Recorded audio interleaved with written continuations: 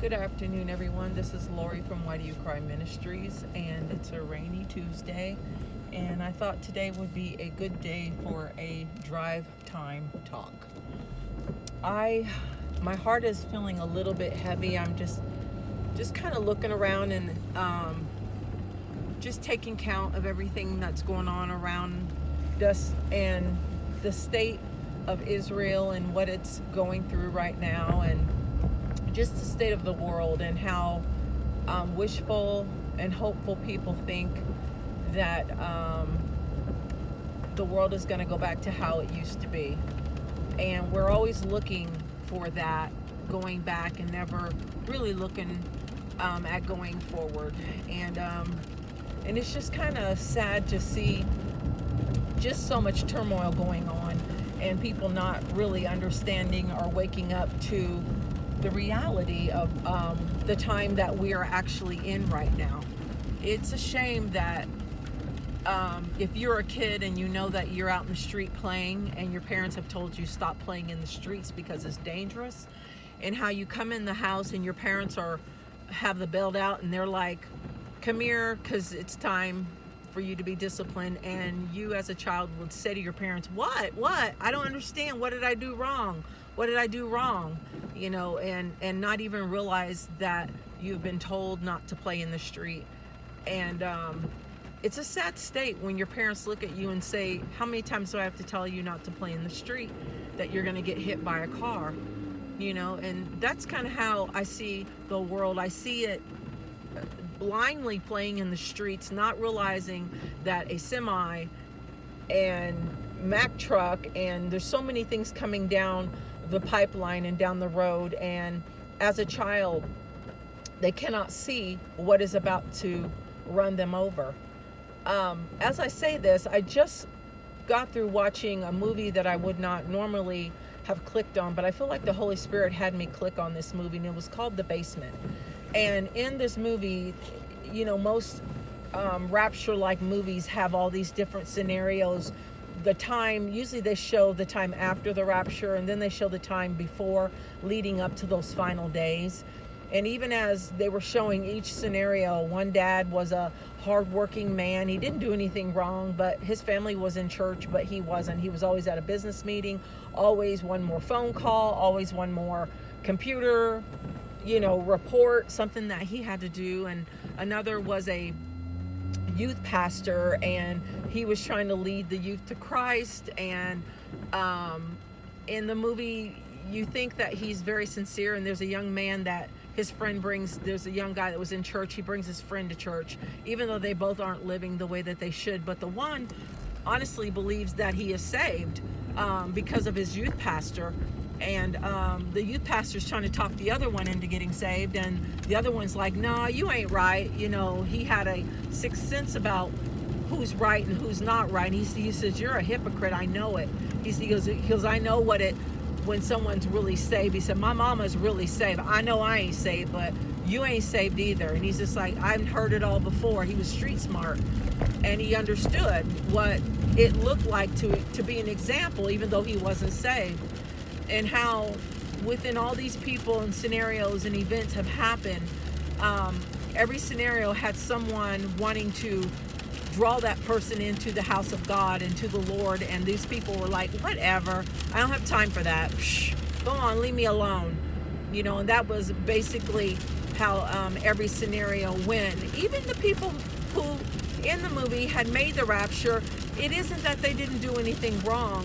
It's just that at the end of the day, they heard the Holy Spirit speak to them and ask for forgiveness. And that's all they did. They just said, Lord, I know I should not have handled it that way. And Lord, I ask that you forgive me. And they called the person and told them, I'm sorry.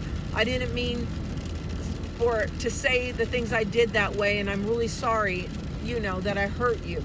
And that was like the line of demarcation. And it's thought about, when those people got left behind, most of the church people that were in the movie, you could not even convince them that the rapture had come.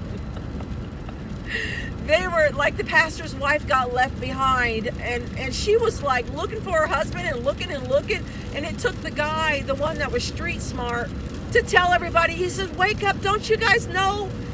This is a joke. You guys have been left behind. We all been left behind. And then the youth pastor was hiding because he didn't want anybody to know that he had been left behind. And finally he came clean that he had been in sexual sin and picking up prostitutes, and he had a big church, and was sleeping with the girls after the service, and just all the things that we really do see in real life. It isn't like they had to go too far out in order to capture the essence of how people are today. And it was just such a sad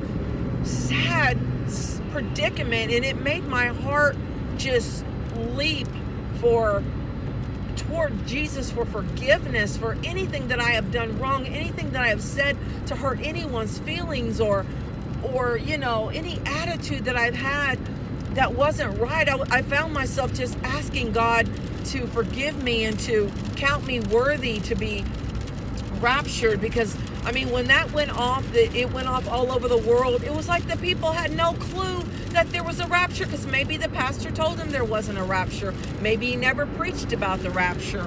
Or maybe your pastor said that we're going to go through the tribulation and there's no way that the good people are gone, because I'm still here. It was just such I don't even know how to describe how I felt while watching this movie. It just really touched my heart and made me really want to live even more closely to God and pay attention to whatever my eyes see and whatever my ears hear and whatever my thoughts think at that moment, and to always direct them back to Christ. And it was just a sad predicament.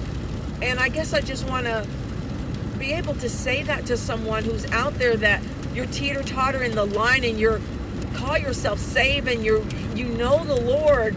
Wouldn't it be a shame and embarrassing to be left behind? That was my thought pattern. It was like I would be so ashamed if I got left behind. It's like, God, please help me to live right. I don't, can you imagine the persecution?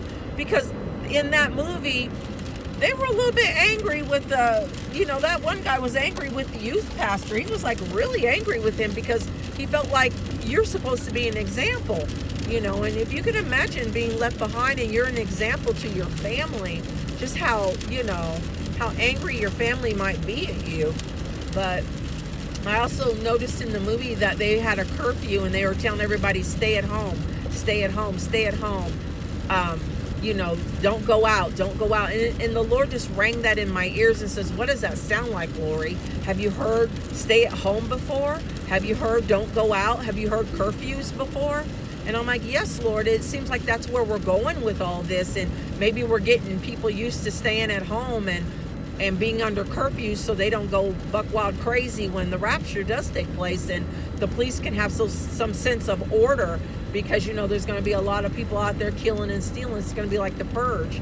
It's just so many things that came to mind. And I'm not going to make this video long. I think it's 8 minutes 27 seconds now.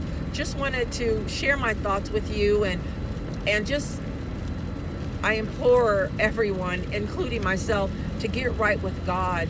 Get right with God. That trumpet is going to sound any day now. Oh, and you don't want to be left behind. You don't want the feeling of being left behind and having to run from the Antichrist for 7 years and trying to figure out what to do, and there's so much to it.